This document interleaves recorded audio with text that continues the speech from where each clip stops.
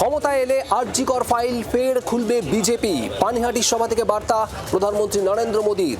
আরজি করে নিহত তরুণী চিকিৎসকের মা তথা পানিহাটিতে বিজেপি প্রার্থী রত্না দেবনাথকে পাশে বসেই তৃণমূলকে তোপ দাগলেন প্রধানমন্ত্রী নরেন্দ্র মোদী। আর একই সঙ্গে তৃণমূলকে মহিলা বিরোধী বলেও নিশানা প্রধানমন্ত্রী।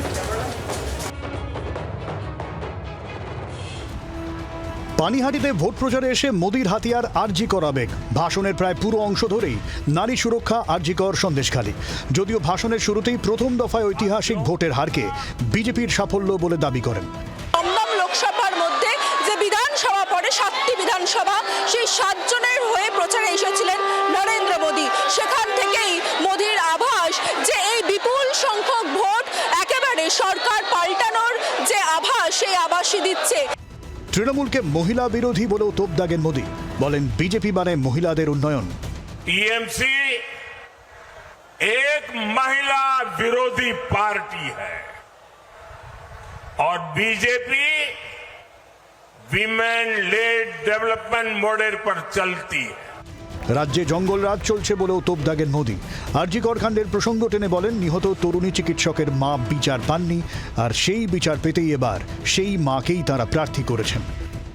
आप देखिए, जिस मां ने अपनी बेटी को डॉक्टर बनाया और जिसकी बेटी को टीएमसी के महाजंगल राज ने छीन लिया, बीजेपी ने उस मां को अपना उम्मीदवार बनाया है।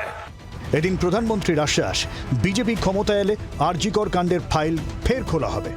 4 मई को बीजेपी सरकार बनने के बाद उन पर हुए हर अन्याय, हर अत्याचार की फाइलें खुलेगी और ये मोदी की गारंटी है। প্রধানমন্ত্রীর মুখে মেয়ের ধর্ষণ ও খুনের বিচারের কথা শুনে খুশি রত্না দেবনাথ। আমাকে বলেছেন আপনি খুব সাহস দেখিয়েছেন। তখন আমি বলেছি আমি মেয়ের ন্যায় বিচার চাই এবং মেয়ের নাম প্রকাশ্যে আনতে চাই, মুখ দেখাতে চাই। আমার মাথায় হাত রেখেছেন। দিল্লির নারী সুরক্ষা নিয়ে মোদী অমিত শাহকে পাল্টা নিশানা রাজ্যের শাসক দলের।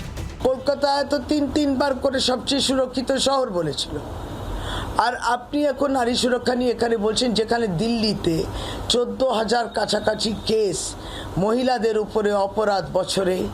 উত্তরপ্রদেশ তো ছাপিয়ে গেছে সমস্ত রেকর্ড। এইগুলো তো বিজেপি সরকারগুলোতে হচ্ছে, কিন্তু তারা নারী সুরক্ষা নিয়ে এখানে বলছে। দ্বিতীয় দফা নির্বাচনে কলকাতা সহ 7 জেলায় ভোট। উল্লেখযোগ্য পানিহাটি ও সন্দেশখালী আসন। নারী নিরাপত্তা ও আরজি কর আবেগকে ধরে এই 2 আসনে বিজেপি আদৌ কোনো ফায়দা তুলতে পারে কিনা 4 মে জানা যাবে। রক্তিমা দাস ও প্রবীর চক্রবর্তী রিপোর্ট, জি 24 ঘন্টা। বাংলার আওয়াজ, বাঙালির আবেগ, জি 24 ঘন্টা।